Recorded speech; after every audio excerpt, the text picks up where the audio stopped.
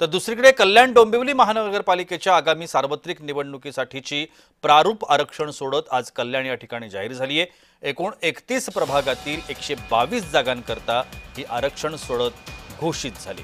विविध प्रवर्गानुसार जागांचं वाटप करण्यात आलंय।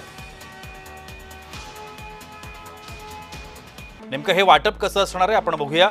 एकूण 31 प्रभागातील 122 जागा असणार आहेत कल्याण डोंबिवली महानगरपालिकेकरता। त्याच्यामध्ये अनुसूचित जाती 12 प्रभाग आहेत, त्यापैकी 6 प्रभाग महिलांसाठी आरक्षित घोषित झाले। अनुसूचित जमातींकरता 3 प्रभाग घोषित झाले, ज्यापैकी 2 प्रभाग हे महिलांसाठीचे असणार आहेत। इतर मागासवर्गीय मध्ये 38 प्रभाग जाहीर झाले, त्यापैकी 16 प्रभाग हे महिलांसाठी आरक्षित आहेत।